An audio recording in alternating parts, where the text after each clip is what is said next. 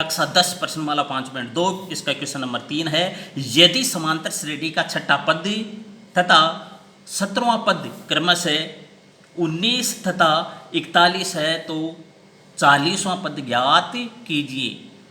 हमें इस क्वेश्चन में दे रखा है कि एक समांतर श्रेणी का छठा पद तो 19 है तथा 17वां पद 41 है, तो हमें 40वां पद ज्ञात करना है। छठा पद A6 होता है, A6 दे रखा है 19 तथा 17वां पद A17 होता है और ये दे रखा है 41। हमें ज्ञात करना है A40 40वां पद। हमें पता है समांतर श्रेणी का व्यापक पद, समांतर श्रेणी का व्यापक पद nवां पद होता है और उसका सूत्र होता है an बराबर a प्लस n-1d। यहाँ पर A6 दिया हुआ है, ध्यान देना A6 दिया हुआ है, n बराबर कितना यहाँ 6, तो इस सूत्र में हम n बराबर 6 लिख देंगे।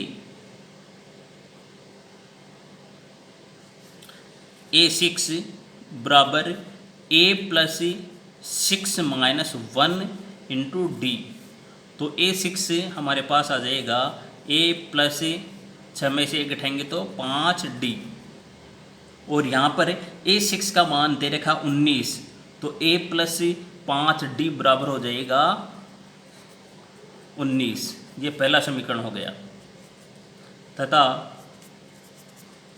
A17 41 दे रखा है, A17 और an इन दोनों की तुलना करें तो n बराबर आता है 17, तो इस सूत्र में हम n बराबर 17 रखेंगे। A17 बराबर a प्लस 17 माइनस 1 कोष्टक बंद गुणा d।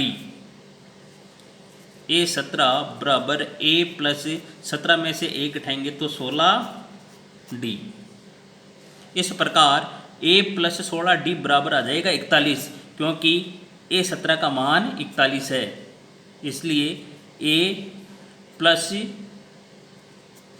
16d बराबर हो जाएगा 41। यह हो गया समीकरण नंबर 2। अब हम समीकरण नंबर 1 व समीकरण नंबर 2 की सहायता से a व d का मान ज्ञात करेंगे। a तथा d का मान इस सूत्र में रखकर तथा n बराबर 40 का मान यहाँ पर रखकर हम ये 40 का मान ज्ञात कर लेंगे। इन दोनों समीकरणों की सहायता से a और d का मान कैसे ज्ञात किया जाता है ये समझो। इस समीकरण को हम ऊपर लिखेंगे a प्लस 16d बराबर 41। इस समीकरण को इसके नीचे लिखेंगे ऐसे कैसे a प्लस 5d बराबर 19। अब समीकरण नंबर 2 में से समीकरण नंबर 1 को घटा देंगे। घटाने पर ये प्लस वाली संख्या माइनस में बदल जाएगी, यहाँ पर भी प्लस है, ये भी माइनस में बदल गए।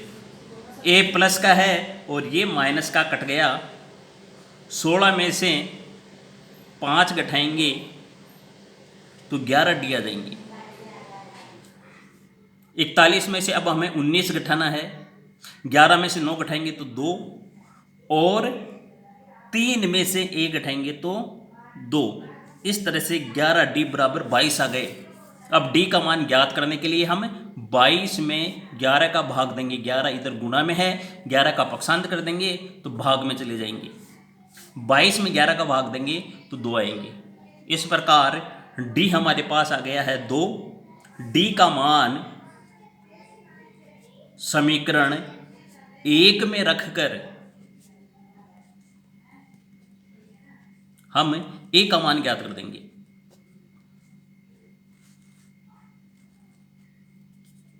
a प्लस 5 गुणा 2, ए ऐसे कैसे लिख देंगे, ए लिख दिया, प्लस लिख दिया, 5 लिख दिया, और डी का मान 2 है तो 2 रख दिए यहाँ बराबर 19।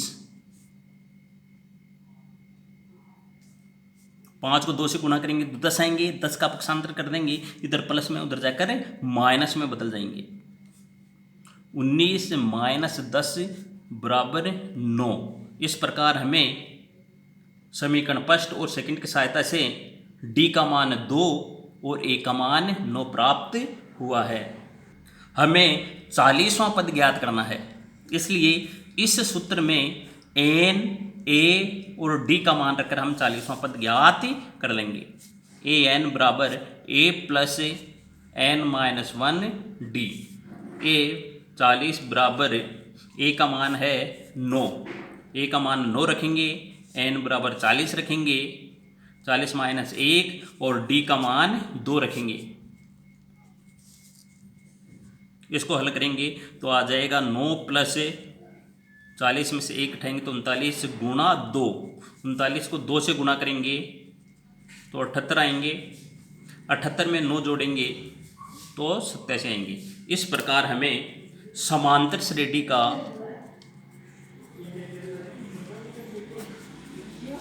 समांतर श्रेणी का 40वां पद प्राप्त हुआ है और वह है 87। ये इस क्वेश्चन के आंसर है। धन्यवाद।